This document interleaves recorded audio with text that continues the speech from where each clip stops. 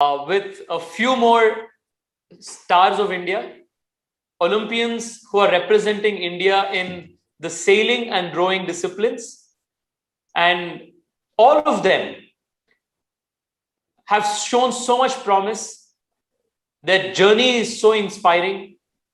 They have done such tremendous work, hard work, and dedication to get to where they are today.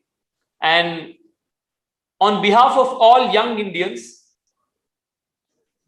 for whom these stars are a source of inspiration, I welcome Varun Thakkar, KC Ganapati, Vishnu Sharavanan, Netra Kumanan, Arvind Singh, who are India's beacon of hope in Tokyo 2020, representing India in the sailing and the rowing category. On behalf of the Bharatiya Janata Yuva Morcha and millions of young Indians for whom you're an inspiration, welcome all of you. And thank you so much for taking time out of your routines and your training programs to spend some time here to inspire all of us. So I would first want to start by talking to KC Ganapati because he hails from Coorg, my home state of Karnataka. So a small partiality and bias there. So Ganpati, congratulations, man. What you have done is incredible. So we are all so proud of you.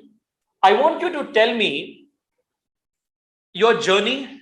How were you introduced to sailing? Because we generally play cricket. And, if little more we play football or some, sports that we are introduced to in school. Sailing is a different ball game altogether. So how did sailing happen to you? So thank you very much for having me, sir.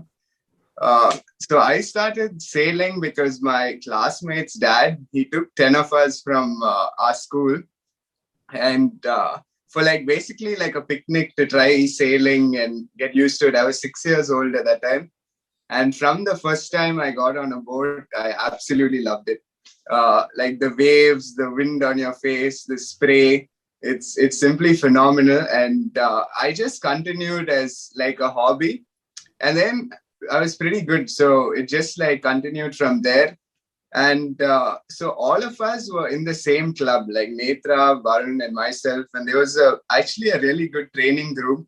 And to answer your question in the beginning, why Tamil Nadu has so much, it is because of that training group. We really pushed ourselves, and under 15 is all single. So we raced against each other. And post 2010, Varun had finished his Youth Olympic campaign. I'd finished Asian Games. And when you get into Olympic classes, you have to choose, meaning we were getting into youth classes. But if you look into the future, the Olympic classes, which are single, you need to be really big, 6 foot and 80 kgs or 85 kgs. Yeah. And both of us are a little shorter. Now we are 80 because even the 49er requires it. But because our boat is trapezing and not hiking, that's fine. We don't need the height. But to continue the story, so we started sailing together in 2010. And we put in 2011, and so both of you have been stuck with each other from then? No, even before, since 2006 or 5. So that's all. We sailed against each other as kids also. Okay. And yeah, and then Asian Games 2018 we got a medal there, and that set us up well for qualifying for this Olympics. So that's the journey compressed into 1 minute. So that's what it's been. It's been phenomenal, and we look forward to keep improving because this is just a stepping stone. Wow. Varun, what about you? I'm pretty much the same. For me, my dad is part of the shipping business. So the sailing club was at the harbor, and he was taken sailing. And then eventually the family, so my sister dropped out sailing because she's more a book person than activity person. So yeah, I stuck on. I took a break for a bit after I was 8 or something because I never saw. I was not excited to the sport that day. And yeah, ever since then, it's just I've been hooked onto it, and yeah, it's continued the process of learning, doing well, ups, downs. We go through it as athletes, and yeah, since 2011, Gara and myself, I think our parents set us up like an arranged marriage to start sailing together. Has this Yeah, arranged marriage worked? yeah, clearly we've stuck with each other for 11 years, and hopefully another 10 more years we should last, and then yeah, we'll see from there. So yeah, Amazing. So you it's both are right now in Malta, right? no. So the Vishnu and Netra are in Malta. We are in Okay. Where are you both right now? Portugal. Okay. So since how long have you been in Portugal, and how's the training been going there? We've been here since May 23rd, if I'm not wrong. Okay. And training's been really good. Like lots of learning. Like the learning curve has been because we got a lot of water time with our coach, and fortunately we had another boat that's going to the Olympics here for a few days as well, so we could like train with them. And yeah, we saw massive improvements in our sailing with against them, and in positions that we weren't as strong as we were before. Now, since we become a little big boys, putting on the weight and the muscle, and a little fat for sure. But yeah, we're improving. Like we've seen gains, and I think the event, I mean, this camp, the whole lead up has been really strong for us, and improving our confidence. So hopefully we deliver something good at Tokyo.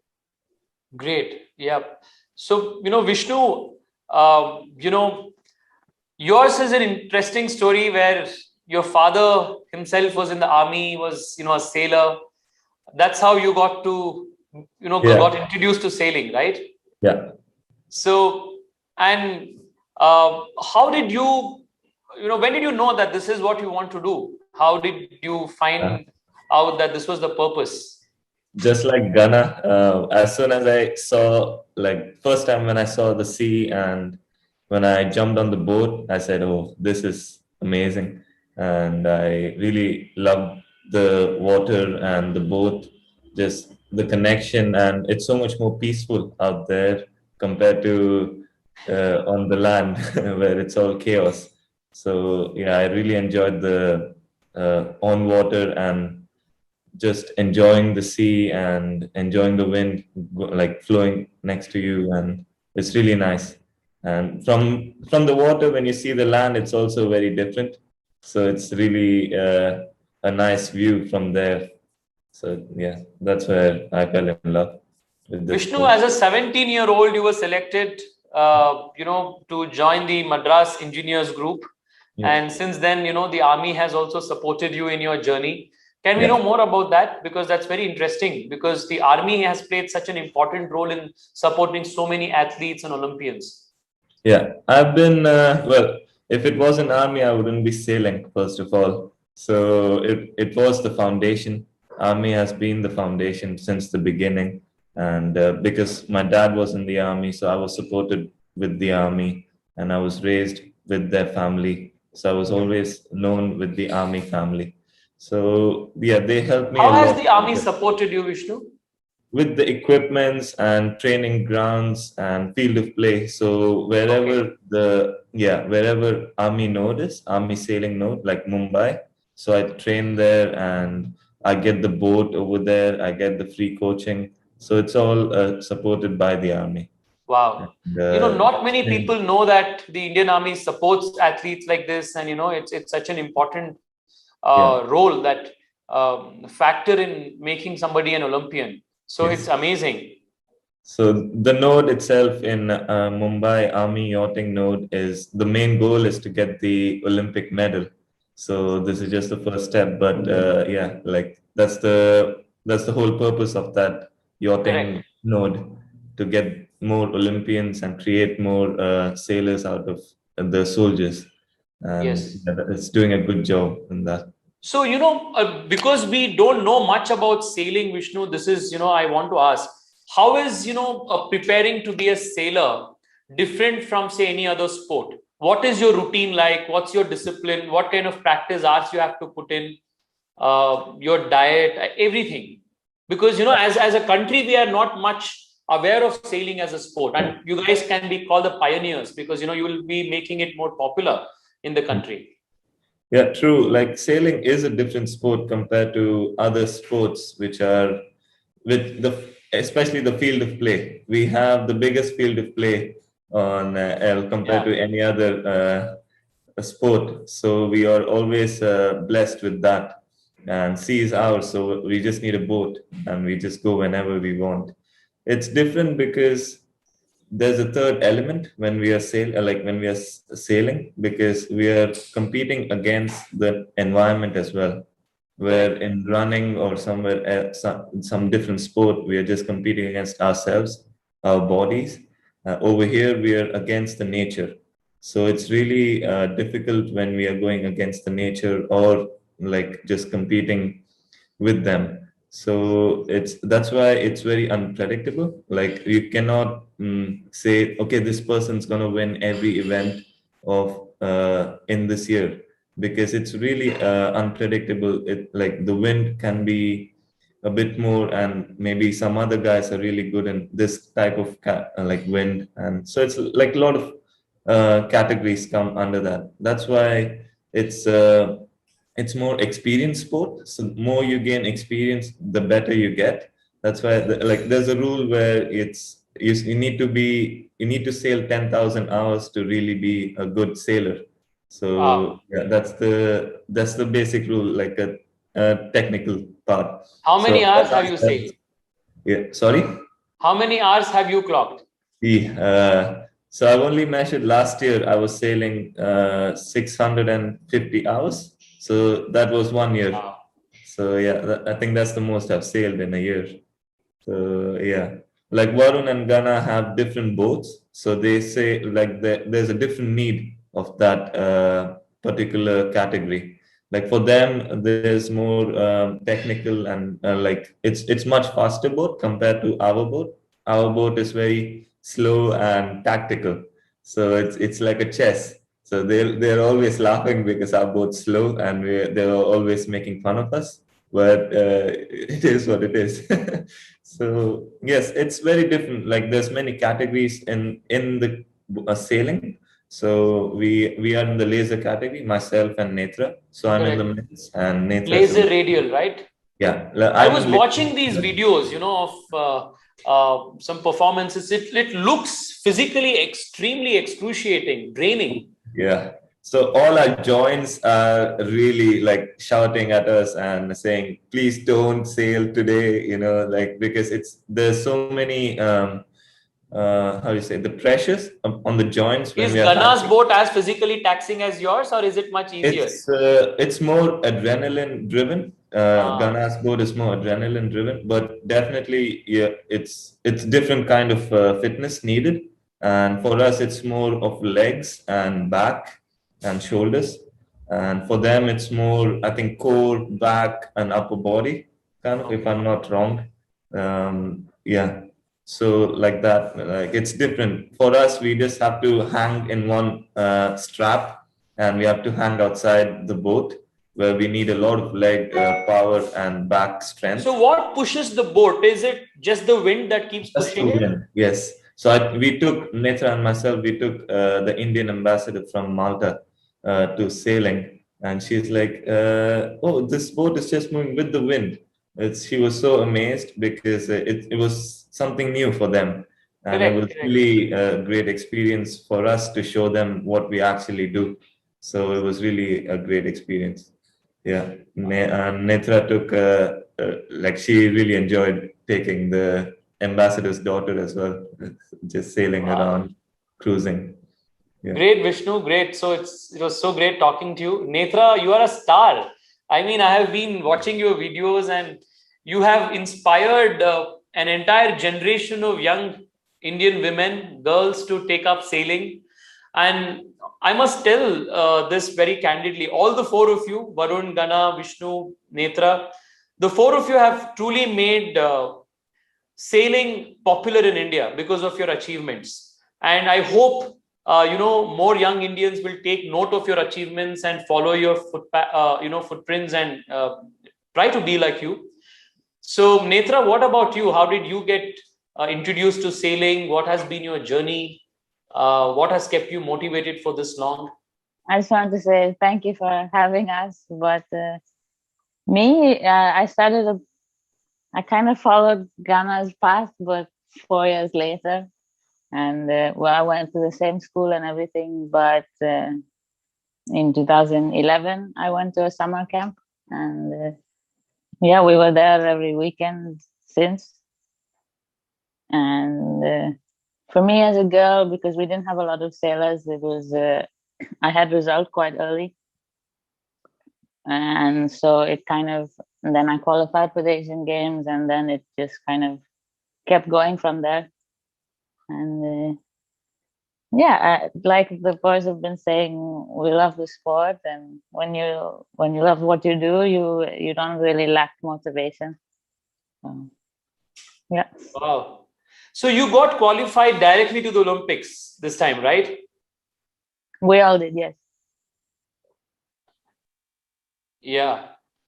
So that's Yeah. and you're the first Indian woman sailor to be representing in Olympics.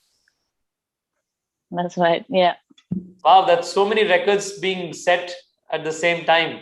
So amazing, Netra. And before I, thank all of you and let you go back sailing in the seas, there's one that I request all of you for one thing.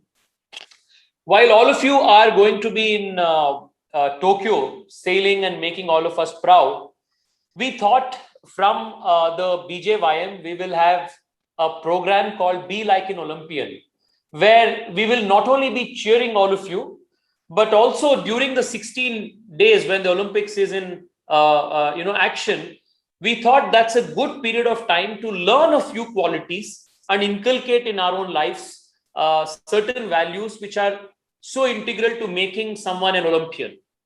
So that way, we are trying to make thousands of Indians learn important values which they can learn from all of you, which they can implement in their lives, which can make them champions like you.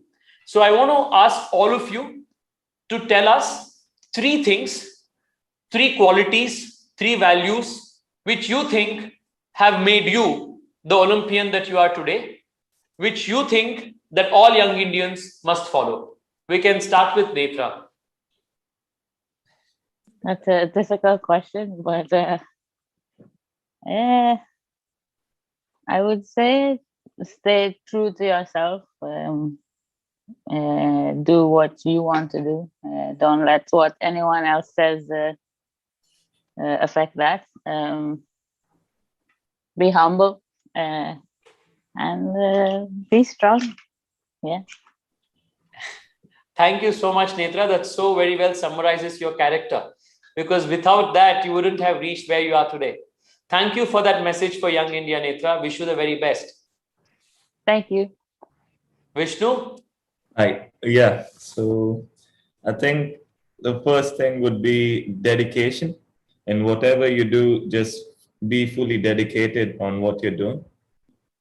And the second thing would be believe in yourself. Like if you believe in what you do, then you will achieve it no matter what. And hard work always pays. And we can all see, like we've been all working hard since we've been like children. So that we've dreamt about it, and now we are just living the dream. It's all because we have worked hard the past so many years, and we have visualized it of being here, and we are here now. So we're just living our dream like that. Many people have dreams, and they need to also follow their dreams and believe in themselves that they can achieve it. And that's what they need to do. Like just keep believing and keep pushing the new limits.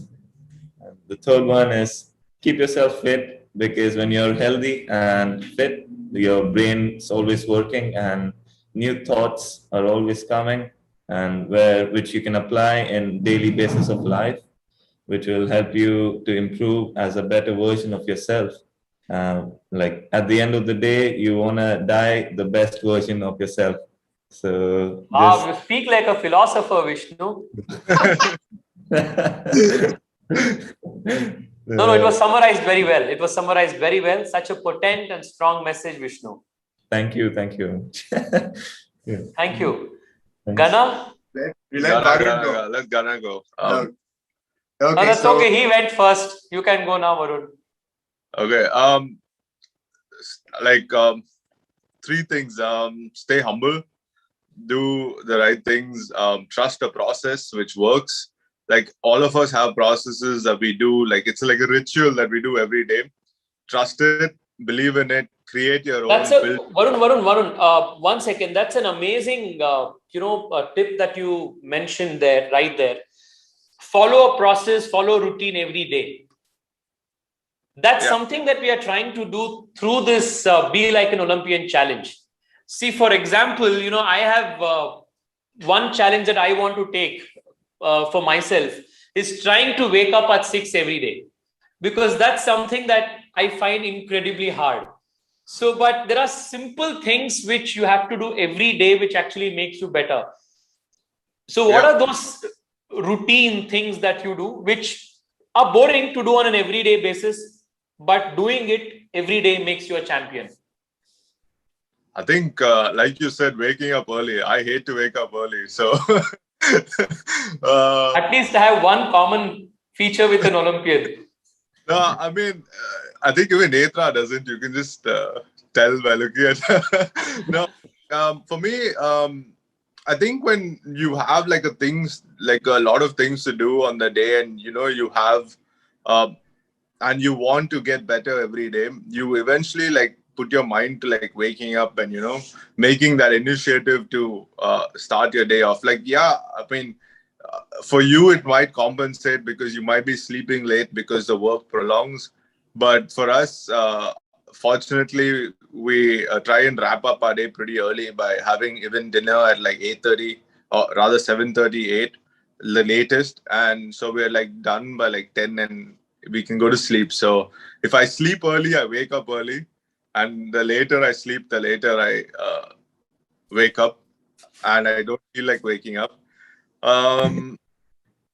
But just trust the process, stay humble, and if you believe it in your head, anything is possible.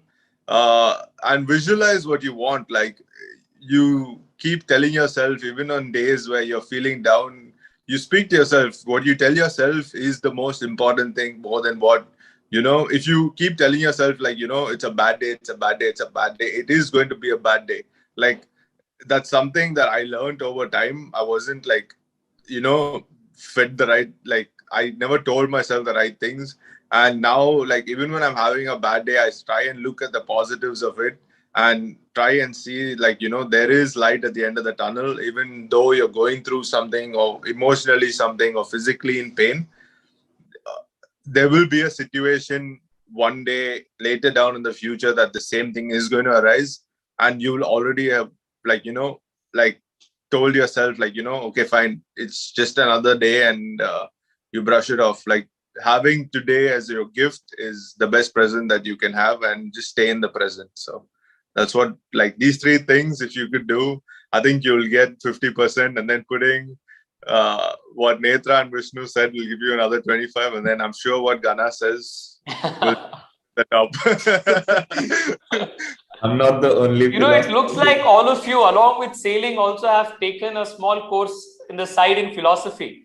Which everybody becomes a philosopher in this.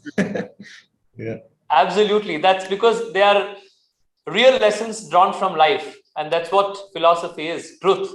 So it's incredible what you summarized, Varun. And Gana, what do you say? Three things.